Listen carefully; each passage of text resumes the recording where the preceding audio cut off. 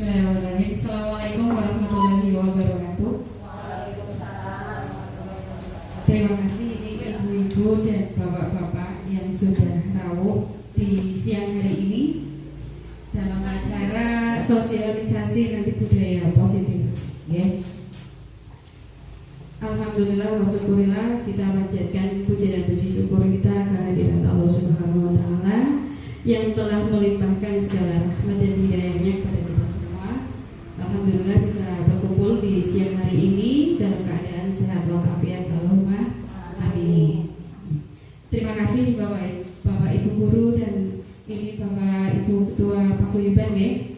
Alhamdulillah nggih teman mewakili salah saja nggih. Terima kasih atas kesediaannya kita bareng-bareng nanti berkolaborasi dalam acara sosialisasi tentang budaya positif.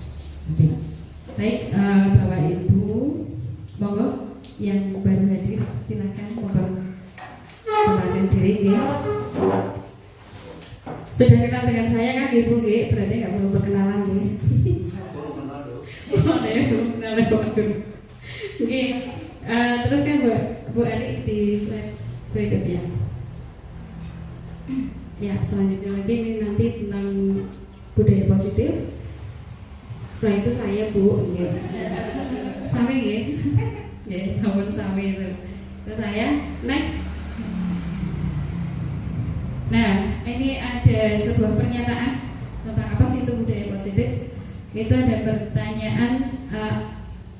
Yang pertama, hukuman dapat mendisiplinkan anak. Setuju nopo mboten? Setuju. Kemudian kedua, pemberian hukuman dengan hal positif seperti membaca atau membersihkan halaman sekolah dapat meningkatkan disiplin anak. Setuju enggak itu? Ya. Kemudian lagi, memberi penghargaan dapat meningkatkan motivasi belajar anak. Itu yang pertama, itu kadang hukuman dapat mendisiplinkan anak. Ya, ada yang kurang setuju ya. Kita lihat nanti di belakang seperti apa. Selanjutnya. Nah, ini nanti materi kita hari ini. Next slide. Ya, terus. Nah, ini dari yang pertama ini. Ada perubahan paradigma. Itu di situ ada satu permainan. Ada permainan A dan B. Oke, Bapak Ibu ini. Ya, satu dikasih, pokoknya dikasih tangannya itu ada sobekan kertas kecil. Ibaratnya mungkin ini adalah berlian. Sing siji kan membuka, ya. Membuka seperti apa? Orang cengang-cengang. Bisa. Bagaimana caranya tangan yang satu ini bisa membuka? Ya, kita tentunya mesti akan mempertahankan apa yang kita punya. Ya nggak Bu? Ya. Bu harap dirayu, apa harap digampang, pokoknya jangan sampai terbuka. Kayak gitu kita kalau punya sesuatu. Nah, ini ada permainan seperti itu. Nah ya, di situ saya bacakan sobatlah, cari kertas kecil, tuliskan benda atau sesuatu yang sangat berharga untuk Anda, kemudian letakkan di salah satu tangan Anda dan genggam benda tersebut dengan segala daya. Ya. Kemudian teman yang satunya lagi tadi mencoba untuk sekuat tenaga dengan berbagai cara untuk meminta benda tersebut. Bisa dengan cara membujuk, menghardik, ya, merayu, menyuap, apa saja supaya bisa membuka kepala tangannya. Wis pernah Bu kali tak pakai? Kurang ya.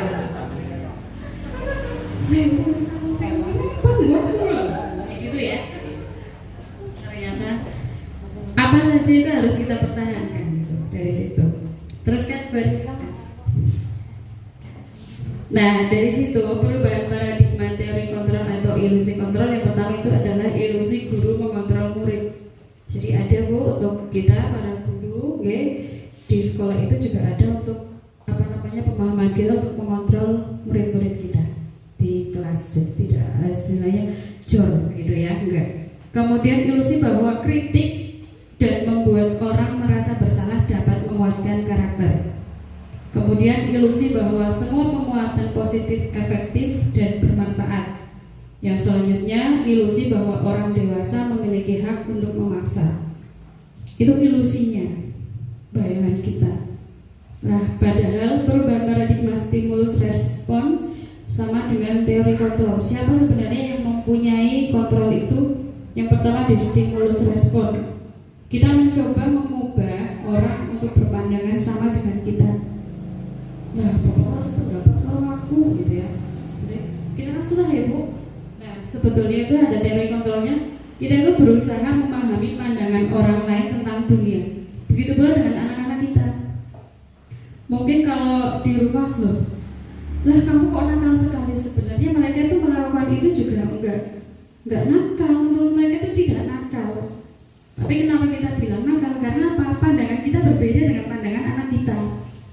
Itu saja. Begitu pula dengan orang-orang atau teman-teman kita mungkin yang tidak sepandangan dengan kita, tidak sependapat dengan kita, akan kita katakan orang itu aneh. Nah, kan kayak gitu ya. Orang itu seperti itu. Nah, mungkin ada tujuannya. Apa sih gitu yang melatar belakanginya. Kemudian perilaku buruk dilihat sebagai suatu kesalahan. Nah, itu tadi yang kedua, semua perilaku memiliki suatu tujuan. Begitu pula dengan anaknya. Anak di kelas itu bertindak, ada yang nganter kancane, ujuk-ujuk atau apa. Mungkin mereka ada dasarnya. Kenapa mereka melakukan hal seperti itu? Nganter kancane mau kenang apa sih miki-mikine? Gitu. Kita yang di sekolah, di kelas itu memahami latar belakang anak-anak kita, kenapa mereka melakukan hal tersebut. Gitu. Mungkin di rumah pun ya. Kita ini berambang tong bayi ya. Oh, jadi boleh aku boleh jangan terus ya. Bentuknya jangan urung pingin nggak gawe sate. Nah, gitu ya. Ya, misalnya seperti itu. Kemudian orang lain bisa mengontrol saya. Bahwasanya adalah hanya Anda yang bisa mengontrol diri Anda. Jadi yang bisa mengontrol diri kita adalah yang kita sendiri. Gitu. Kita nggak dikontrol oleh orang itu, tidak. Tapi dari kesadaran kita, keyakinan kita untuk mengontrol diri kita. Kemudian saya bisa mengontrol orang lain. Teori kontrolnya adalah Anda tidak bisa mengontrol orang lain. Itu nggak bisa, ya. Tapi ada rasa, oh ya, ada suri toladan. Anak-anak kita di rumah maupun di sekolah itu secara tidak langsung sebenarnya meniru apa yang kita lakukan. Mereka itu peniru yang hebat, ya. Di rumah seperti itu ibu kadang-kadang Bali ya HP-an, niru. Boleh HP-an. Gitu ya Bu. Kemudian pemaksaan pada suatu saat, pada saat bujukan gagal, dipaksa. Ya, kalau sudah dibujuk nggak mau terus dipaksa. Kau terbas lagi ya, mohon cepet orang, gelum orang gitu ya. Jangan mau jadi. Biasanya kayak gue aku makar anak kayak. Jenis apa ini bapak ibu jadi ternyata sama gitu. Ternyata di situ sebenarnya ada kolaborasi dan konsensus untuk menciptakan pilihan-pilihan baru. Yang berikutnya adalah model berpikir menang atau kalah. Yang teori kontrolnya itu adalah model berpikir menang. Jadi kalau berpikir nyokong kalah kawan ake, ya memang enggak, sebenarnya enggak ada kayak gitu Bu. Ya, masa biungnya kalah kawan ake? Saking kangennya diomongin mesti kayak gitu. Ternyata sebenarnya tidak. Kita berpikir bareng-bareng ke sana. Ini untuk tadi disiplin positif ya tadi. Jadi ada teori kontrol atau teori pilihan dari Dr. William Glasser. Itu dia dokter nih Bu. Kemudian yang tadi itu Anda tidak bisa mengontrol orang lain, hanya Anda yang bisa mengontrol diri Anda. Maknanya disiplin di sini adalah belajar kontrol diri dengan menggali potensi kita agar tercapai tujuan mulia, yaitu menjadi seseorang yang kita inginkan berdasarkan nilai-nilai yang kita hargai. Kemudian di situ ada semua perilaku memiliki tujuan. Mereka, anak-anak kita atau kita juga, kita berperilaku mesti ada tujuannya. Bangun tidur, cukup maling kamar mandi, ngapain? Ya, mesti ada ya. Ada yang ngambil air wudhu dulu, atau mungkin sikat gigi dulu, atau mungkin pup atau dan yang lainnya. Itu ada. Kemudian teori motivasinya adalah satu, untuk menghindari hukuman. atau juga untuk mendapatkan imbalan. Ya, itu motivasinya. Kemudian untuk menghargai diri sendiri, di situ nanti ada nilai-nilai kebajikan universal dan tujuan nanti akhirnya adalah bisa menciptakan keyakinan kelas. Keyakinan kelas itu apa nanti bisa dilanjutkan ke sana. Nah, di kelas itu hampir sama dengan di rumah sebenarnya, Bu. Ada suatu keyakinan. Jadi di kelas itu kita juga membuat suatu keyakinan kelas. Ini kelas kita, ini rumah kita. Kita mau seperti apa sih di kelas ini? Kita mau menciptakan budaya positif apa di kelas ini? Misalnya saling menghargai dengan teman. Itu suatu keyakinan. Di rumah bisa menciptakan keyakinan kelas seperti itu bisa. Kita saling menghargai Bapak Ibu berpendapat di rumah. Misalnya seperti itu. Kalau Bapak Ibu sedang berbicara, kita mendengarkan dulu, tidak menyela pembicara. Jadi kita ada kesepakatan antara kita dengan anak kita. Begitu pula dengan di kelas, ada kesepakatan antara anak didik dengan guru dan juga antar teman. Jadi tidak gurunya dengan anak didiknya saja, tapi dengan teman-teman lainnya. Misalnya ada yang tidak membawa pensil, keyakinan kelasnya adalah misalnya jika ada teman yang lupa membawa pensil, kita bisa meminjaminya. Begitu. Sampai tidak ada pun. Nah, mungkin di kelas ada inventaris pensil, mungkin bagi anak-anak yang mungkin lupa atau mungkin pensilnya pas habis gitu. Nanti dengan keyakinan kalau sudah meminjam dikembalikan lagi. Jadi ada konsensusnya, ada keyakinan yang harus kita yakini di dalam kelas maupun di rumah, kayak gitu ya. Kemudian di situ model berpikir menang-menang tadi. Kolaborasi dan konsensus menciptakan pilihan-pilihan baru. Di sini ada 5 posisi kontrol. Yang pertama adalah posisi penghukum, pembuat rasa bersalah. Yang ketiga teman, 5 pemantau dan manajer. Ini nanti ke segitiga restitusi. Ada 3 nanti, yaitu menstabilkan identitas, validasi kebutuhan, dan menanyakan keyakinan. Dari teori kontrol Dr. William Glasser ini juga ada tentang realitas atau kebutuhan kita itu berbeda. Kita berusaha memahami pandangan orang lain tentang dunia. Setiap orang memiliki gambaran berbeda. Jadi ada 5 kebutuhan dasar manusia, yaitu adalah bertahan hidup, penguasaan, kasih sayang, dan rasa diterima, kemudian kesenangan dan kebebasan. Ya, tadi di sini itu ada penghukum.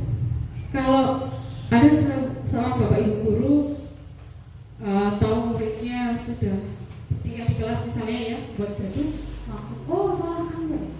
Tidak serta-merta membuat mencari dulu kenapa anak-anak tersebut berbuat seperti itu namanya metode penghukum.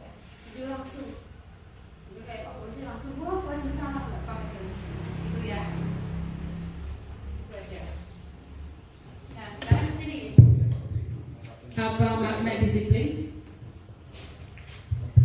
Disiplin itu berasal dari kata Latin atau disiplina yang berarti belajar. Jadi kalau disiplin itu belajar. Disiplin itu nggak seperti yang kayak tentara, butuh seperti ini. Makna atau asalnya itu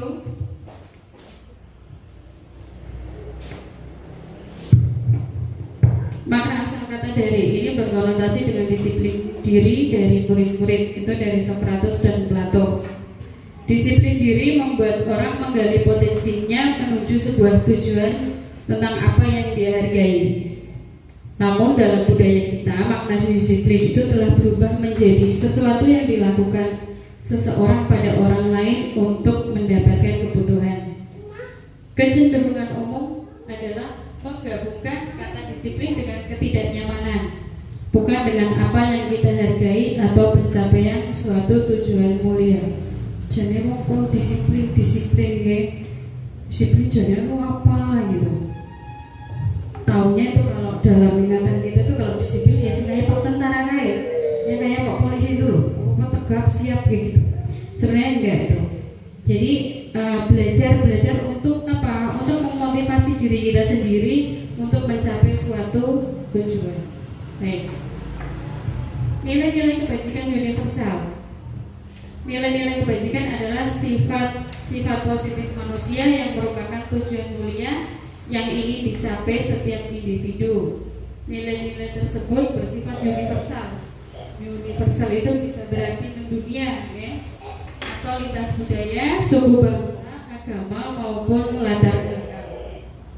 Oke. Di situ yang pertama adalah setiap perilaku atau perbuatan memiliki suatu tujuan. Seperti tadi di awal kita kalau melakukan sesuatu pasti ada tujuannya. Ibu dari rumah ke sini kan ada tujuannya, Ibu. Iya. Satu bisa ketemu ibu gurunya yang cantik gitu, atau yang ganteng gitu ya. Terus lagi bisa ngobrol dengan teman-teman yang lain. Saling sharing lah, kita saling terbuka gitu. Kemudian yang kedua, mengaitkan nilai-nilai kebajikan yang diyakini seseorang, maka motivasi intrinsiknya akan terbangun. Motivasi dari dirinya sendiri itu nanti akan keluar, sehingga menggerakkan motivasi dari dalam untuk mencapai tujuan mulia yang diinginkan. Kemudian nilai-nilai kebajikan yang ingin dicapai oleh setiap anak Indonesia itu dikenal dengan profil pelajar Pancasila. Apa saja itu? Yaitu nanti beriman, bertakwa kepada Tuhan Yang Maha Esa dan berakhlak mulia, mandiri, bernalar kritis, berkebinekaan global, bergotong royong dan kreatif. Jadi kalau dulu di kurikulum sebelumnya yang namanya anak pintar itu sih ranking toh. Ranking siji pengetahuannya bagus, itu anak pintar. Tapi kalau sekarang itu tidak. Anak pintar sudah bergeser, ya. Jadi anak-anak yang pintar itu adalah yang bagaimana? Mereka yang bisa mandiri, bernalar kritis. Mungkin ada anak-anak yang dalam pelajaran itu mungkin ada yang kurang, tapi di bidang olahraga atau kesenian itu mereka mumpuni, ya, unggul. Itulah anak-anak yang kita harapkan itu seperti itu, ya. Nah, jadi mereka bisa nanti memahami dunia itu seperti apa sih, mengkolaborasikan pengetahuan mereka yang mereka dapat itu, terus diaplikasikan penerapannya di lingkungan itu seperti apa, di luar itu seperti apa. Mereka punya penalaran kritis untuk memecahkan suatu masalah. Gitu. Itu adalah kurikulum Merdeka Belajar itu untuk saat ini itu seperti itu. Setelah mereka mempunyai pengetahuan menerapkannya, okay, kemudian nanti apa? Mereka nanti berkolaborasi, bekerja sama, bergotong royong dengan teman-temannya untuk menciptakan suatu ide, suatu proyek, dan lagi kreatif ya nantinya. Ibu sekarang juga sudah kreatif. Kalau dulu lontong ya dibutuh orang gedong aja, Ibu ya. Sekarang nggak ada lontong, ada macam-macam Ibu, macam-macam. Lontong ada sejerongnya, ya apa Ibu? Ada ayam ada daging sapi nah gitu ya. Itu macam-macam. Gitu. Jadi itulah kreativitas kita. Dari ST aja kita sudah kreatif. Nah, jenengannya aja ST, Ice tea. Nah, programnya wis beda. ST 3.000, Ice tea 15.000. Nah, ya Bu ya, itu seperti itu. Dari kreatif itu sebenarnya itu maknanya kita itu nanti profil pelajar Pancasila itu menuju ke depan itu seperti itu. Menghadapi era dunia ini nanti di era industri 4.0 nantinya. Lanjut Bu Erik. Ini teori motivasi, hukuman dan penghargaan dari restitusi. Ya, lanjut. Ini tentang teori motivasi perilaku manusia. Yang pertama, untuk menghindari ketidaknyamanan atau hukuman, apa yang akan terjadi bila saya tidak melakukannya? Itu berarti adalah motivasi eksternal dari luar, ya. Kemudian motivasi eksternalnya itu muncul lagi untuk mendapatkan imbalan dari orang lain atau intuisi apa yang akan saya lakukan apabila saya melakukannya. Sama. Kemudian motivasi internal, tujuan disiplin positif di sini. Untuk menghargai diri sendiri, saya akan menjadi orang seperti apa apabila saya melakukannya. Kalau dari orang lain lah, kata orang, biar aku nanti dibilang baik sama orang, aku itu apa ya? Itu namanya motivasi motivasi eksternal. Tapi kalau untuk di disiplin positif itu dari diri kita dulu. Aku supaya dihargai orang, aku supaya menjadi orang yang baik itu saya harus melakukan seperti apa sih? Jadi menghargai diri sendiri, jangan meniru apa kata orang. Jadi seperti apa sih kata orang itu? Tapi inilah aku bisa dihargai kalau aku bisa seperti ini. Itu kan akan membangun motivasi diri kita sendiri, terutama untuk anak-anak pun ya. Saya bisa melakukan ini. Nanti pasti teman-teman akan tanya ke saya. Misalnya seperti itu. Anak-anak di kelas itu kalau sudah bisa, itu nantang bu. Ya, 1 kali 1, 2 tambah 2, oh bisa. Sudah bisa. Terus guru kasih soal lagi. Oh iya kayak gitu. Lanjut. Semangat ya. Dari yang mudah dulu, berarti semangat. Nah, tahu ibu ini siapa dari cabang sekolah kita dulu ya. Wajahnya seperti ini terus ya. Merdeka ini adalah Ki Hajar Dewantara. Merdeka itu artinya tidak terlepas ya, artinya itu tidak hanya terlepas dari perintah, tetapi juga cakap untuk membuat atau memerintah diri sendiri. Kita kalau tahunya merdeka, wah bebas apa-apa. Padahal sebenarnya tidak. Kita juga bisa memerintah diri sendiri itu seperti ini. Itulah artinya merdeka. Merdeka dalam pemikiran kita. Merdeka untuk kepemikiran yang lebih baik, yang lebih positif lagi. Itu adalah merdeka di situ. Nah, kita kemudian ke restitusi. Apa itu restitusi? Itu adalah proses menciptakan kondisi bagi murid untuk memperbaiki kesalahan mereka, sehingga mereka bisa kembali kepada kelompok mereka dengan karakter yang lebih kuat. Restitusi juga merupakan proses kolaboratif yang mengajarkan murid untuk mencari solusi untuk masalah mereka dan membantu murid berpikir tentang orang lain dan tentang orang seperti apa yang mereka inginkan. Ini nanti menjadi tujuan mulianya dan bagaimana mereka harus memperlakukan orang lain. Itu restitusi. Ya, jadi kan anak-anak kalau di kelas kita kan ada ya mungkin ketemu dulu atau apa tuh ada latihan ya. Masih sering bu dapat laporan seperti itu dari anak-anak.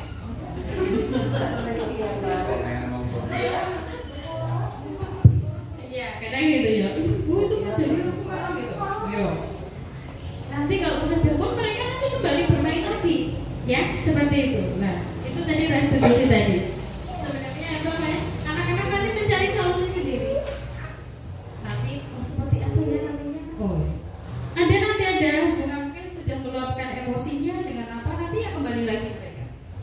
Tapi kita sebagai guru di sini orang tua juga itu namanya menjembatani mereka, gitu loh, supaya mereka bisa menyelesaikan masalah itu. Ya bocah ya urusannya kalau bocah karena itu. Tapi kadang ada memang beberapa orang tua, wah nanti ngacem orang ke sana ya, jadinya ibu orang pada padu ya. Seperti itu gue ya. Kita lihat dulu tadi mereka itu melakukan seperti itu tujuan apa? Kita cari lagi. Kalau mereka salah ya kita luruskan kembali. Kamu tuh salahnya di mana? Harusnya begini. Nanti anak tahu. Misalnya kalau kita bimbing seperti itu, anak sudah mulai mengerti. Oh iya, aku salahnya di sini. Harusnya seperti apa? Aku harusnya begini. Iya. Gitu. Jadi kalau ada anak piring ya bu di rumah jatuh main pisit bu.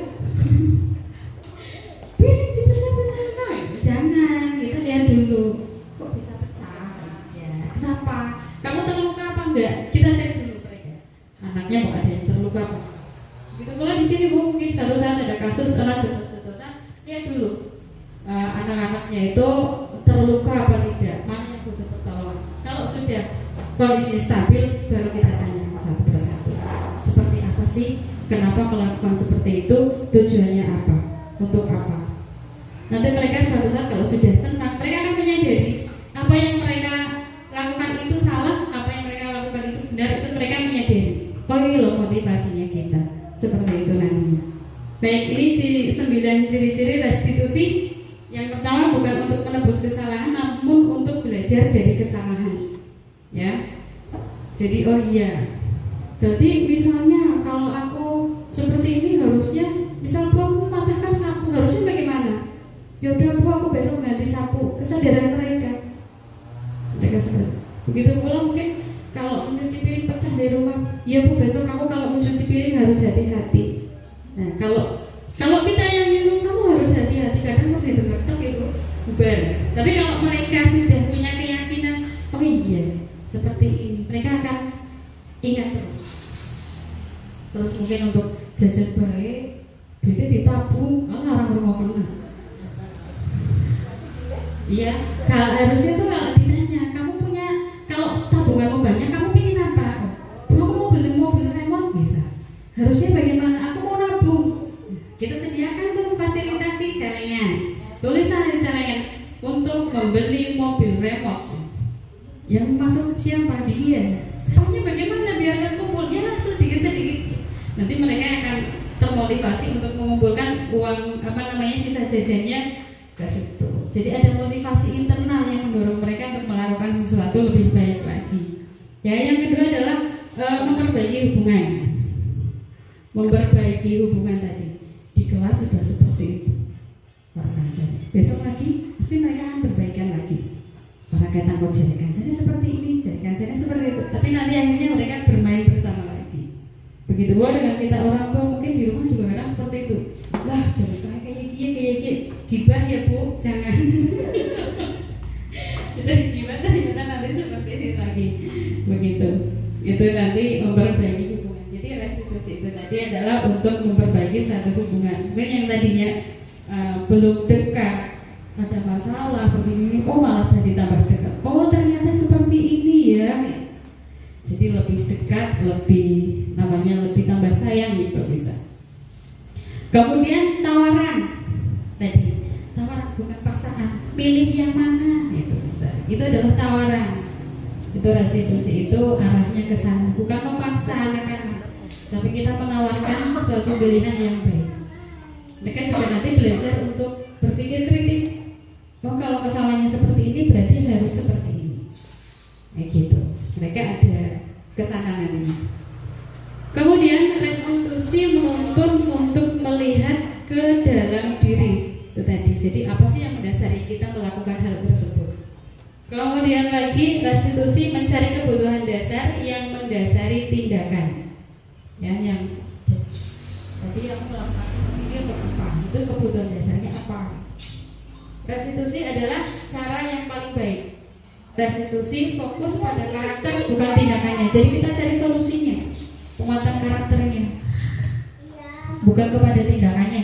Tindakannya diberi hukuman atau apa, bukan itu. Tapi kita cari karakternya itu. Restitusi fokus pada solusi, ya. Kita mencari solusi yang terbaik. Kemudian restitusi mengembalikan murid yang berbuat salah pada kelompok. Jadi kadang ada anak-anak yang sudah namanya mungkin sudah tercemar ibaratnya, oh aku orang dolan karo kayak mati. Begitu ada yang seperti itu. Tapi dengan adanya proses restitusi ini di sekolah maupun di rumah, kita kembalikan mereka lagi. Mereka untuk bermain dengan kelompoknya lagi, bersama-sama lagi setelah kita adakan tadi proses restitusi tersebut. Jadi Bapak Ibu guru di sekolah itu kalau ada kasus di sekolah misalnya itu, mereka harus melalui restitusi ini. Harus, jadi nanti bisa mengembalikan identitas anak itu tersebut untuk kembali ke kelompoknya dengan karakter yang lebih baik dan lebih kuat lagi. Itu maksudnya. Oke, kemudian untuk tadi ada keyakinan kelas.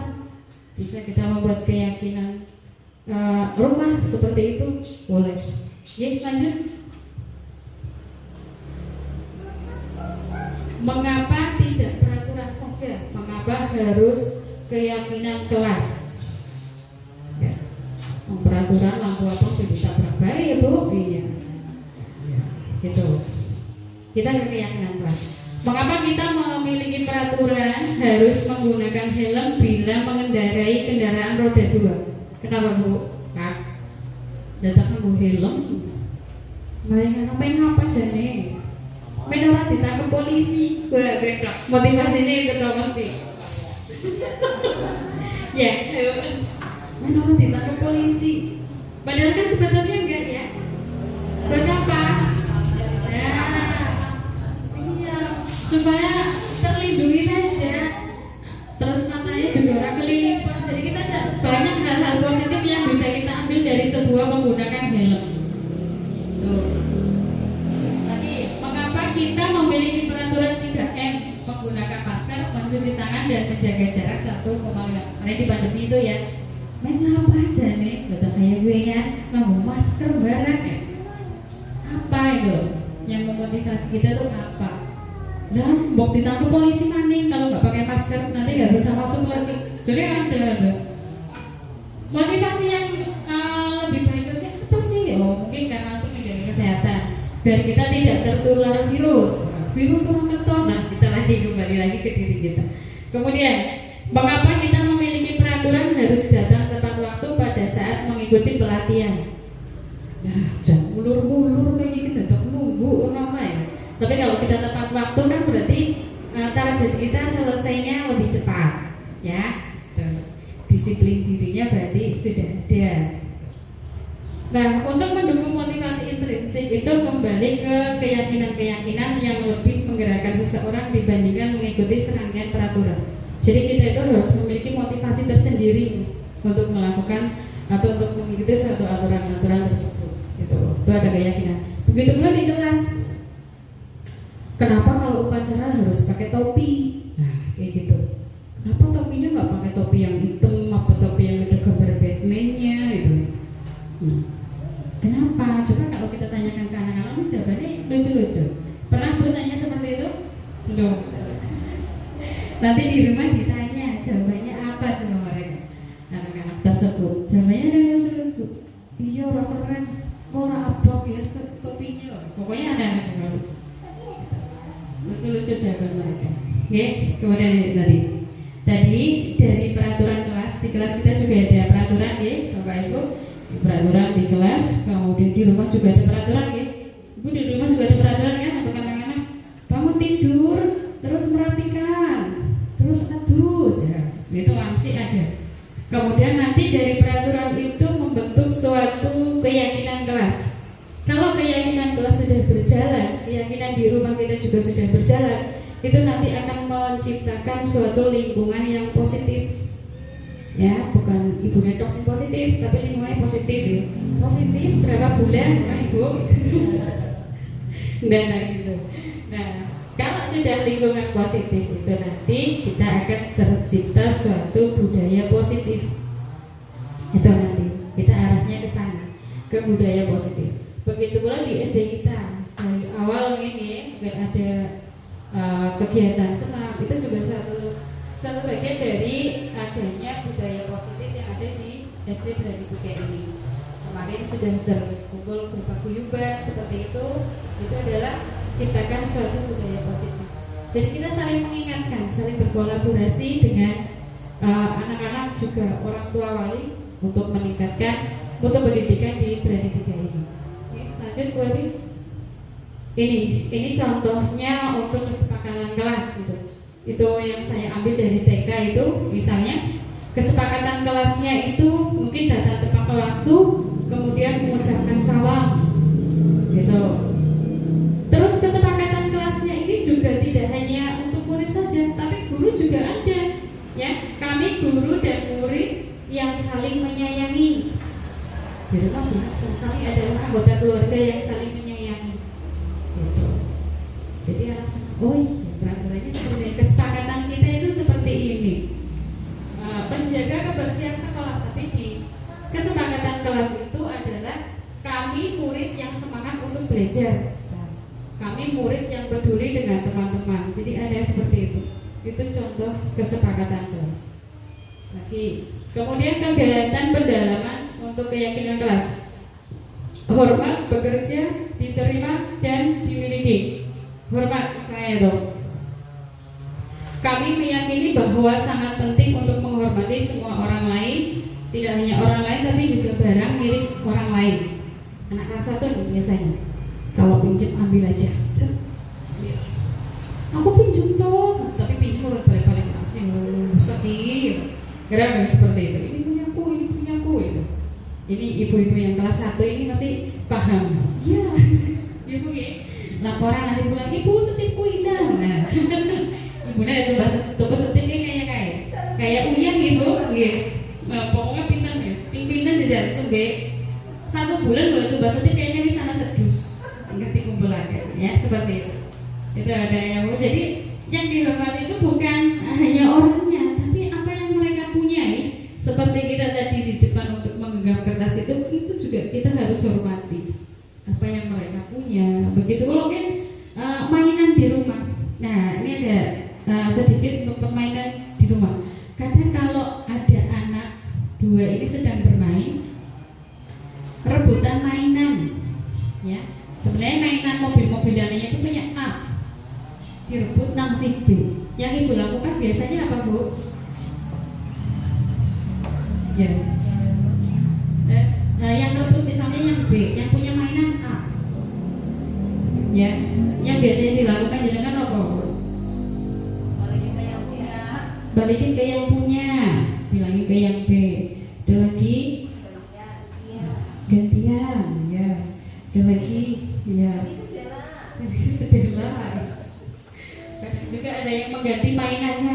Kenal dolanan sih dia baik gitu ya. Ya. Nah, itu kadang kita tekankan dari kecil, dibilang ke yang B, ini mainannya dia. Jadi berikan lagi, ya seperti itu. Berikan lagi, kalau kan kita baik-baik seperti itu. Kadang-kadang ada orang tuh, ayo Rizky direbutnya kok gitu. Itu sebenarnya nggak boleh seperti itu bu. Kita menukarkan mainan yang sudah direbut temannya, terus kita mengganti mainan untuk mainan yang lain. Itu nanti jadinya anaknya apa namanya itu toksik betul tadi mainannya seperti itu. Jadi harus diganti lagi. Nanti terbawa sampai ke tingkat atasnya itu nanti seperti itu. Jadi kalau itu diberikan pemahaman bahwa dihormatilah, itu barangnya dia. Kalau kamu mau pinjam juga harus izin, gitu. Itu pun kalau dia membolehkan. Kalau tidak berarti kamu main yang lain, gitu. Jadi kita kembalikan lagi seperti itu. Kemudian bekerja, kami meyakini bahwa sangat penting untuk mengerjakan segala pekerjaan atau mengikuti kegiatan yang telah ditugaskan. Ya, kemudian diterima dan dimiliki. Kami meyakini bahwa sangat penting untuk merasa diterima pada suatu kelompok dan saling peduli satu dengan yang lainnya. Jadi ada timbal balik di situ, diterima dan dimiliki. Ya, gitu. Kemudian itu di situ kita bisa melihat bagiannya tentang hormat, bekerja sama diterima dan dimiliki. Ya, selanjutnya kegiatan pendalaman kelas lagi untuk tabel T dan Y itu tadi. Ya, bisa dilihat di situ. Jadi di keyakinan kelas ini tetap kita harus memberikan yang 3 ini: terdengar, terlihat, dan berperilaku. Terdengar itu seperti apa? Satu orang berbicara, yuk kita bantu, misalnya itu tadi, kita bisa selesaikan ini bersama, itu bareng-bareng. Itu yang terdengar punya kita. Kemudian yang terlihat, perilakunya mereka seperti apa nantinya, berempati kepada yang lain atau seperti apa. Kemudian dari hasilnya adalah apa? Berperilaku nanti ke perilaku anak-anak, tersenyum ramah di kelas, tidak saling bullying, ya, hormat dan baik gitu di kelas. Itu ada nanti dari kesepakatan kelas itu.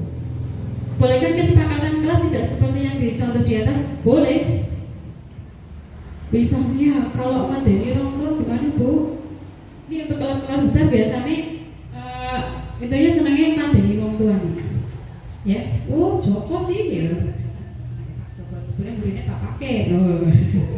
Kenapa ya? Ya kita bisa. Ya, itu ada kesenangan yang boleh. Kalau menghujat nama orang tua seperti apa, ada konsekuensinya sendiri yang diterimakan anak tersebut, bisa saling mengingatkan.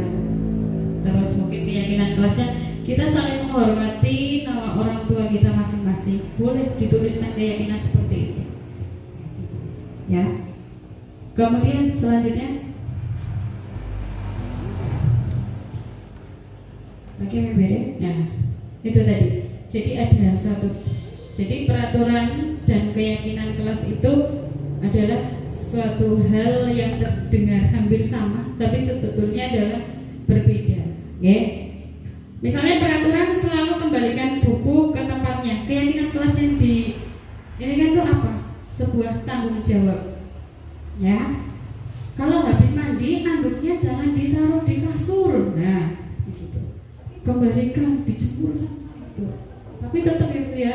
Jadi tanggung jawabnya masih perlu dibina lagi. Iya, gitu. Berarti tanggung jawabnya masih kurang. Kita latih lagi seperti itu. Hal tersebut itu adalah untuk membantu mereka mewujudkan tanggung jawab mereka munculkan. Kemudian lagi, peraturannya adalah dilarang mengganggu orang lain. Keyakinan yang kita harapkan itu di keyakinan kelas apa? Menghormati orang lain. Tujuannya apa? Untuk menghormati orang lain. Ya, bisa menghormati orang lain dan juga barang-barang yang mereka miliki. Jadi tidak hanya orangnya saja, tapi juga dengan segala konsekuensi mereka. Kan berbeda ya, anak yang satu dengan yang lainnya mesti berbeda-beda. Ya, berkarakter. Ini terlihat sama juga berbeda ya Bu.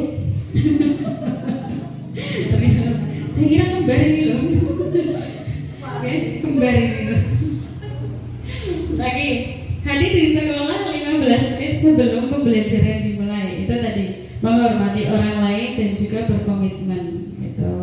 Oke. Kemudian dilarang melakukan kekerasan. Keyakinannya apa? Yaitu untuk menghormati orang lain dan juga keselamatan. Bermain boleh bermain, tapi sambil melihat keselamatan teman-teman yang kita ajak bermain. Seperti apa? Ya, jadi mainannya yang tidak merugikan yang lainnya, seperti itu.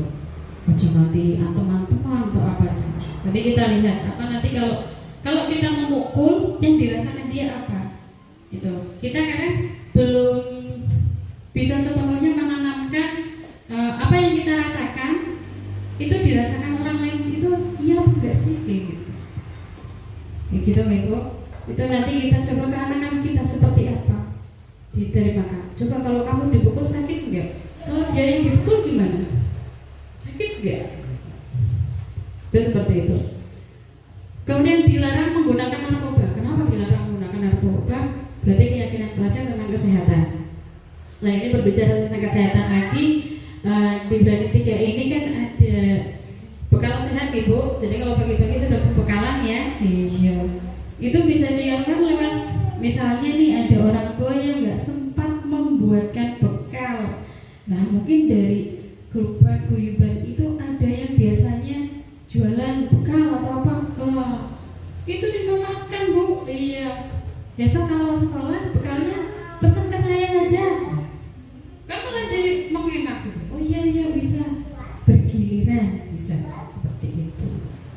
Ya jadi sama-sama enak. Iya anakku nanti nang kelas yang mana? Misalnya kok pagi-pagi sekali belum makan jam 9 nih grup paguyuban datang. Oh Bu ini catering pembekalan kelas 1. Nah misalnya seperti itu ya Bu. Iya ada cateringnya sendiri. Gak apa-apa berjalan. Kalau di kota-kota besar di sekolah-sekolah negara maju kan sudah seperti itu. Anak kelas 1 kan jam pulangnya lebih awal. Mereka pulang dulu. Tapi nanti kalau giliran makan siang, mereka datang lagi ke sekolah. Sekolah lagi hanya untuk makan siang. Siapa yang menyiapkan? Anak-anak tersebut yang menyiapkan dengan dibantu gurunya. Ada cateringnya seperti itu. Kita belum bisa berjalan. Kadar kurkon bawa sega kalau jalan kaku baru laku ya Bu. Karena masih belum sepenuhnya, tapi sudah luar biasa hebat untuk wali murid dan guru-guru berani 3 ini.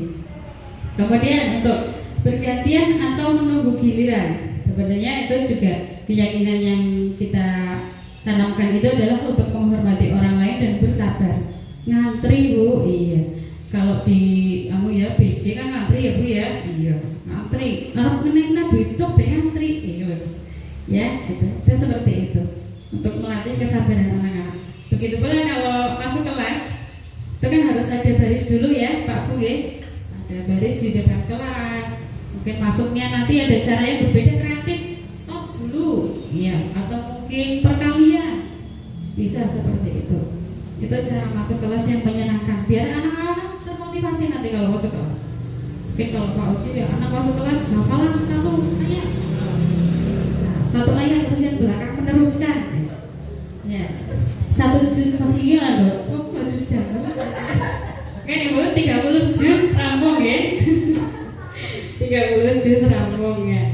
Mbak Nova senang gue gini ya. Aku gue. Juz ke-30 juz buah naga lu. Seger ya. Ya. Lagi kemudian peraturannya lagi misalnya itu tadi menggunakan masker itu juga untuk kesehatan dan keselamatan biar kita nggak terkena COVID. Nah ini jangan berlari di kelas atau di koridor untuk keselamatan keamanan. Anak-anak kecil kan bingung. Jangan lari-lari. Jemain lagi. Bingung anak. Bingung kan jemaahnya kok ngapa? Makanya gitu ibu ya. Apalagi kelas 1 ya. Karena jemaahnya tambah. Iya. Jadi aku pernah jemaahnya ini ngomong apa? Kasih perintah yang tegas. Berjalan. Jalan hati-hati. Lari-lari kecil saja. Tuh, jadi jangan berlari. Mereka kan loading lagi bu. Dan kan orang lagi kok ngapa ke loading lagi gitu loh. Pikirannya. Jadi kita kasih perintah itu yang langsung tegas ke sini. Iya masuk akal gitu. Diterima langsung sama otaknya. Ya, bu jangan pedes-pedes. Lomboknya pira, loro ya, kan ada seperti itu. Bakul pecel ya gitu, tapi yang ada bakul bakso ya seperti ini. Sedengan berarti siji ya. Pedes banget, telur sendok ya berarti. Itu kalau bakul bakso. Kalau kita kan enggak tuh ya. Jadi harus ada tahu itu untuk anak-anaknya. Oke, selanjutnya boleh. Nah, ini dihukum bu untuk hukuman tadi. Di depan kalian tadi hukuman bisa nambah disiplin apa enggak sebenarnya? Sebenarnya masih plus minus untuk hukuman, bisa nambah, malah bisa nambahin lagi kalau hukuman ya. Tapi kalau hukuman itu dengan konsekuensi atau dengan motivasi yang tegas yang jelas, itu mereka akan marahin. Tapi kalau hukuman kita paksakan, itu bukan malah marahin, malah nambah, gitu. Itu dihukum oleh penghargaan menurunkan kualitas, penghargaan mematikan kreativitas, penghargaan mengurangi motivasi intrinsik. Sekarang begini ada coba siapa yang bisa ngacung, nanti kalau sudah bisa ngacung bu guru kasih 10.000 langsung paling nggak sih kamu bisa orang tinggal 10.000 orang ngacung lah itu padahal nanti loh kok harus guru wis mau 20.000 yang ngacung. Padahal dia sebetulnya bisa. Awalnya hanya untuk memancing, tapi kalau seperti itu terus dia lakukan berulang-ulang, nanti anak jadi ketergantungan. Begitu pula kalau anak-anak di rumah ini minta sesuatu, gak dituruti nangis tembe dituruti, ngesuk maning nek jaluk mesti udah nangis lagi. Seperti itu. Di kelas pun karena seperti itu. Jadi kita hati-hati untuk memberikan suatu penghargaan atau memberikan suatu hukuman kepada anak-anak kita. Ya, itu seperti itu. Selanjutnya itu ada tindakan guru nih tadi. Mencatat 100 kali di dalam buku atau kalimat. Bu bisa juga nih. Saya tidak akan terlambat lagi karena terlambat ke sekolah ini hukuman. Beda dengan konsekuensi. Menggantikan kertas tugas teman yang telah dicoret-coret itu adalah suatu konsekuensi. Misalnya nih anak-anak orang-orang, oh ya bu aku udah ngorek-ngorek bukunya itu, ya udah bu tergantilah. Konsekuensi. Mereka bawa oh iya. Ada konsekuensi dari hal-hal atau perilaku buruk yang kita lakukan, kita akan menggantinya dengan sesuatu yang bisa istilahnya tidak merugikan orang lain. Itu bisa disebut dengan suatu konsekuensi juga. Misalnya tadi bermain-main ternyata minumannya senggol tumpah. Nek dijurna baik kan nanti ya membahayakan yang lain. Lah kowe sih dihukum langsung ini. Tapi sebenarnya bukan seperti itu maksudnya. Kita arahnya kemana? Tanyakan ke yang nyenggol harus seperti apa ini kalau sudah tumpah begini. Oh ya bu diambil pel. Itu namanya apa? Konsekuensi. Kayak gitu. Jadi ada konsekuensinya. Oke? Selanjutnya Itu tadi ada hukuman dan konsekuensi. Jadi hukuman itu sesuatu yang menyakitkan yang harus terjadi. Kalau konsekuensi itu sesuatu yang harus terjadi. Misalnya Bu nih, saya ingat kalau waktu kecil itu kadang ya, Bapak Ibu pernah nggak masih ingat kejadian yang dulu sekali sampai sekarang masih teringat, dihukum Bu Guru atau Pak Guru, masih ada yang teringat sampai sekarang? Pernah? Iya. Aku dihukum begini.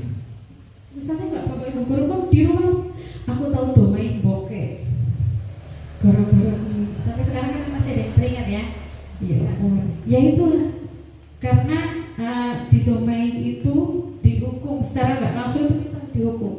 Tapi kalau kita itu diberikan sebuah konsekuensi, itu insya Allah kita nggak akan teringat sampai seperti itu.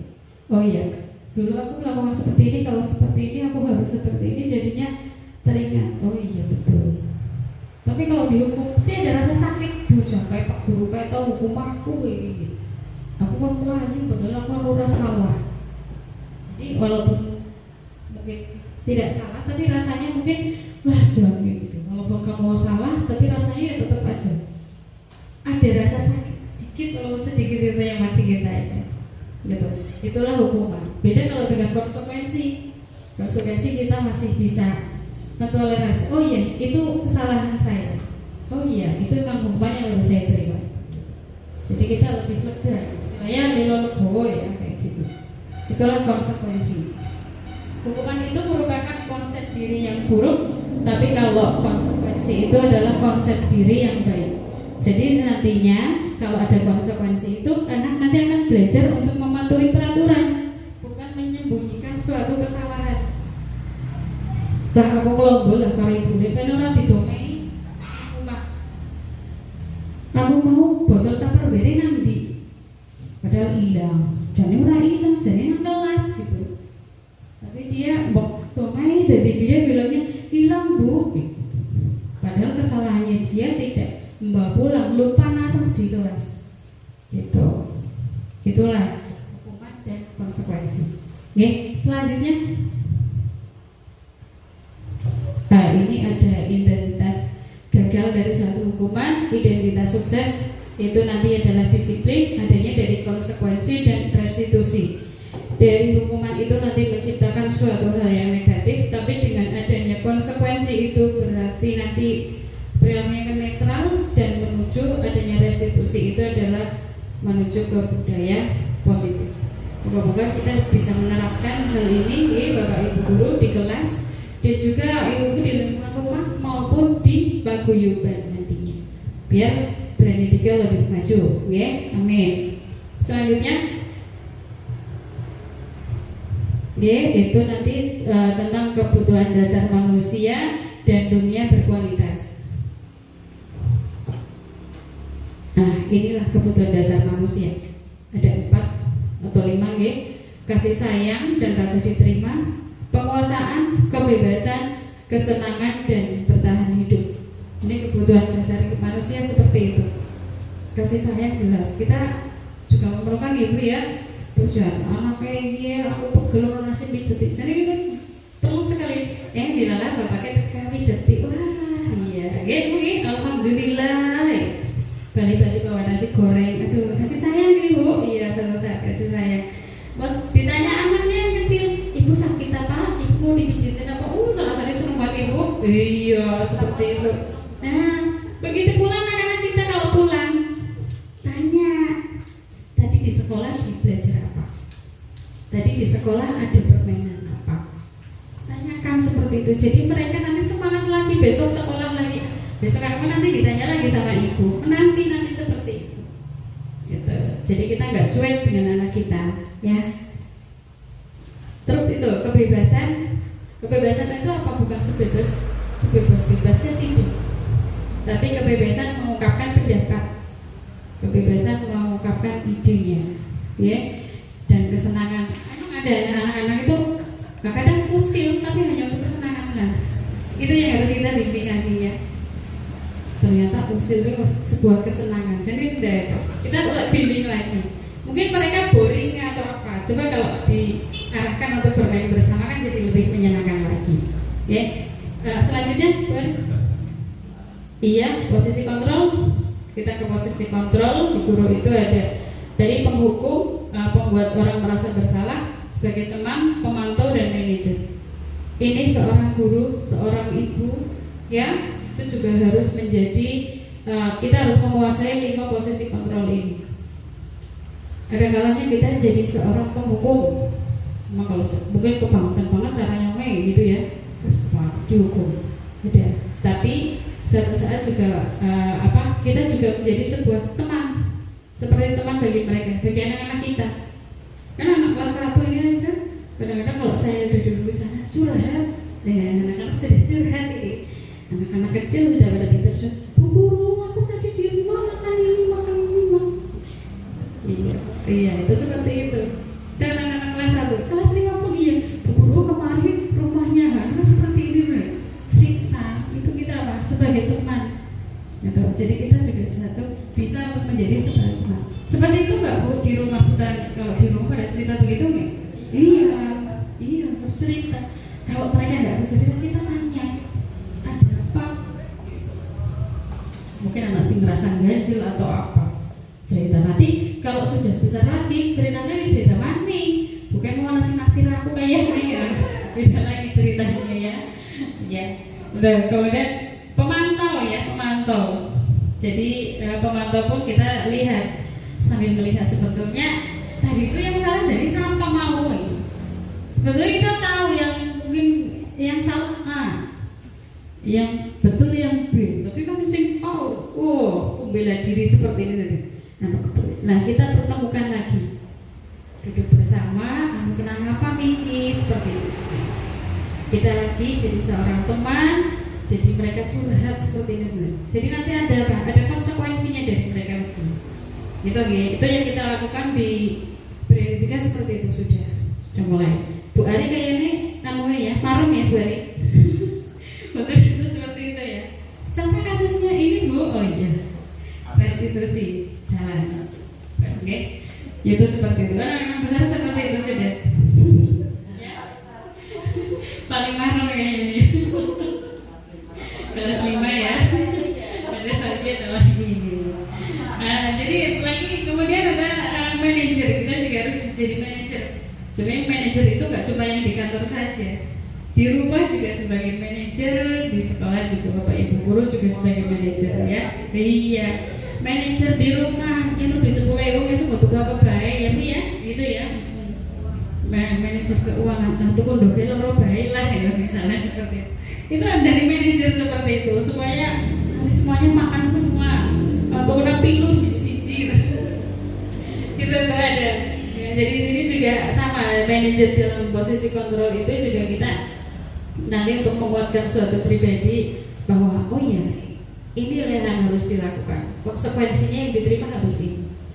Kamu salahnya apa? Salahnya seperti itu seperti itu. Jadi kita ternyata sudah jadi guru, jadi manajer dan semuanya ada di kita semua. Kita tinggal gali lagi potensinya.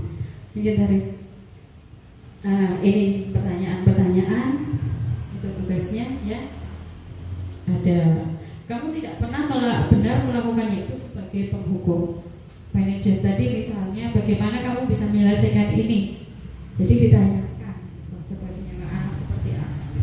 Nanti kan tahu anak-anak, oh iya harusnya seperti ini ya Bu ya. Ini ya kita menguatkan hal-hal positif yang sudah ada di anak-anak itu. Ya lanjutnya. Itu bergerak antara ya. Selanjutnya lagi. Terus inilah segitiga restitusi tadi.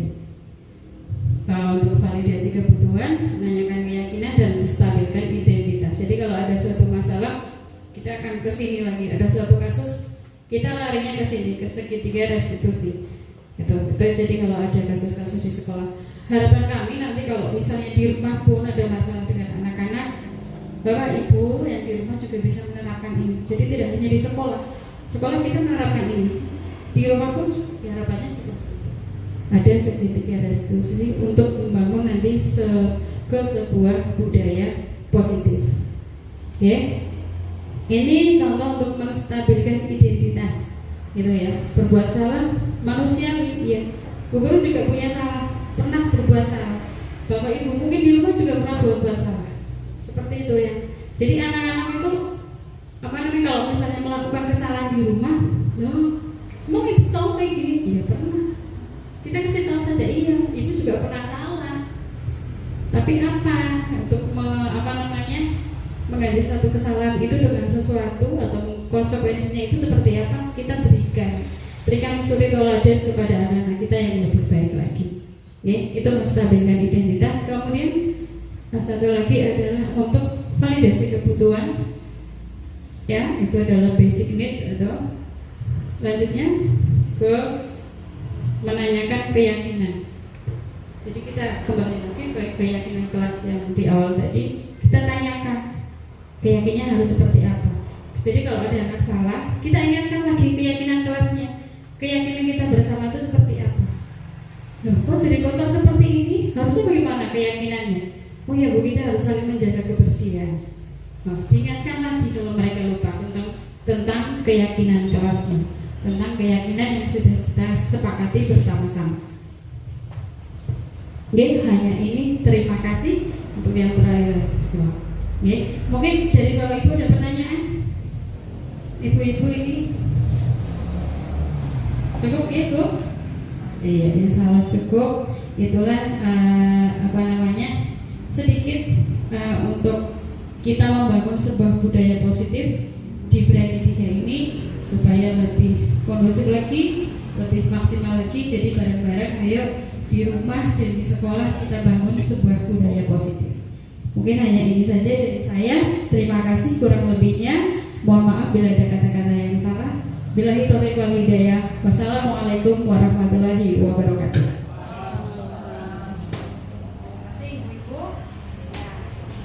Alhamdulillah sampai akhir debat ini. Moga kali sinami, moga ada pertanyaan apa bisa diajukan. Ya.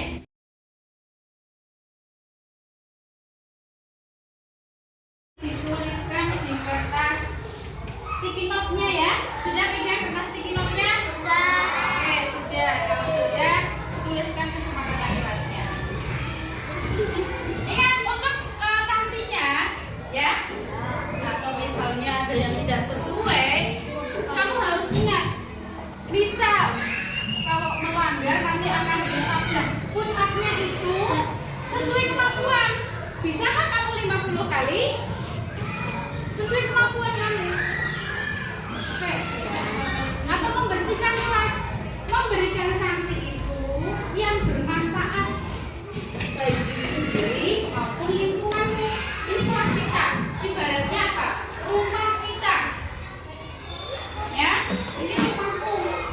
Rumah kita bersama. Menghormati, ya. Saling menghormati, ada yang menulis kesepakatan sekalian. Saling menghormati. Jadi kamu ke bu guru atau kamu dengan teman-temannya itu saling menghormati. Dituliskan kesepakatan tersebut. Terus misalnya lagi, bullying boleh tidak? Tidak boleh. Boleh kan kalian menuliskan di situ kesepakatan? Kalau terjadi bullying, kesepakatannya apa misalnya? Ya, sanksinya apa? Tuliskan. Sudah? Ya, oke. Kita akan melihat nanti kesepakatan kelasmu yang kamu buat itu seperti apa. Nanti kita cek lagi mana yang akan kita sepakati bersama, ya. Sudah? Dari sana sudah selesai ya? Sudah selesai, tolong ditempelkan di depan dulu ke kalian. Oh sini, berempat dulu, jajar. Dibaca kesepakatan yang kamu tulis apa ya, Mas? Masuk kelas sepatu dilepas di rak sepatu. Diletakkan di rak sepatu. Ini setuju apa tidak? Seperti ini kesepakatannya? Setuju. Ya, setuju ya. Berarti, oke, kalau sudah tempelkan di sana. Jadi kalau masuk kelas,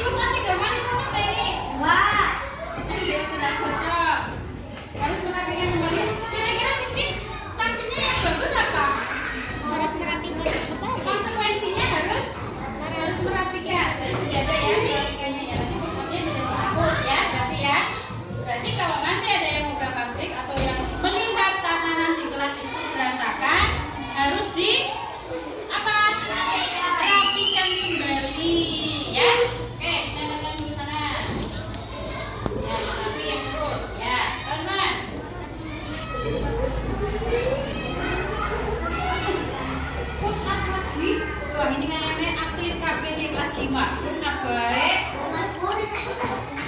Mulai coba yang kelas tidak. Tidak meminta jajan pada teman. Ada yang sedang meminta jajan ini ya? Oh, sudah jajan. Ya. Ini disepakati nggak ini tidak minta jajan pada teman? Tapi kalau memberi boleh tidak? Boleh. Jadi sukarela ikhlas tidak merebut ya. Kalau minta gitu ya. Ya, udah banget. Nah, ucap jaga.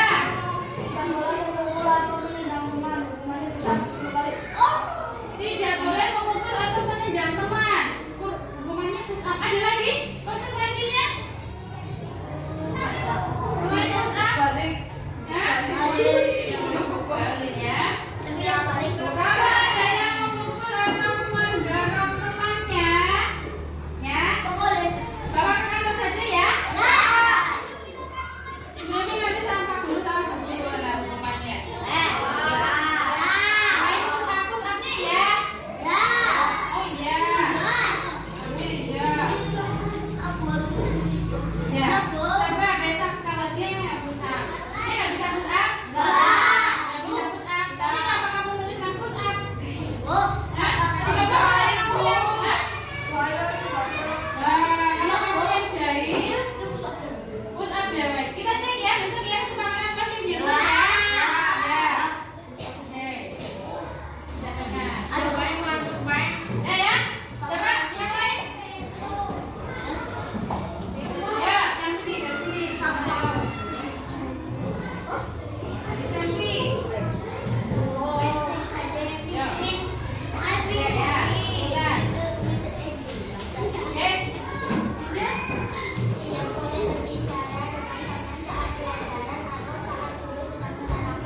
Iya. Ya. Nah, ya. Terus konsekuensinya apa?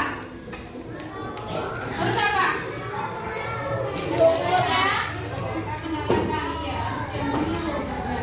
Temannya yang mendengarkan seperti itu, kalau ada temannya yang ribut sendiri, tolong saling mengingatkan. Itu ya.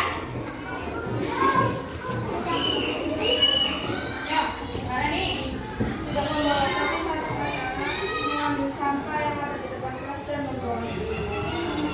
Kalau di depannya nggak ada sampah, ya, membersihkan ya, Opika, membersihkan lingkungan sekolah. Bisa ya? Menjaga kebersihan lingkungan sekolah. Ya, yang ini. Tidak mencolek-colek tembok dan meja. Konsekuensinya apa kalau melakukan itu?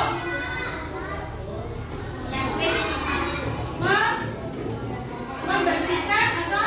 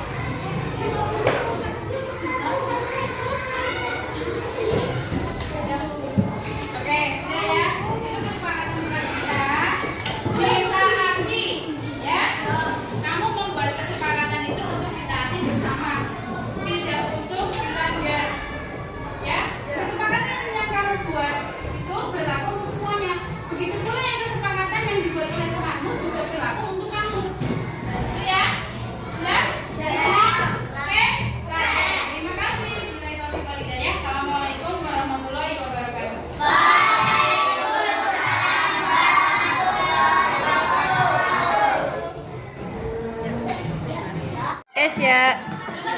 Kamu di sekolah sudah menerapkan budaya positif? Sudah. Manfaatnya apa menerapkan budaya positif? Belajar menjadi menyenangkan, menyayangi teman dan menghargai dan menghormati. Kalau temanmu ada yang salah, kamu gimana? Ditegur dan mengingatkan. Iya. Berarti akan menerapkan budaya positif terus ya? Iya. Oke, terima kasih.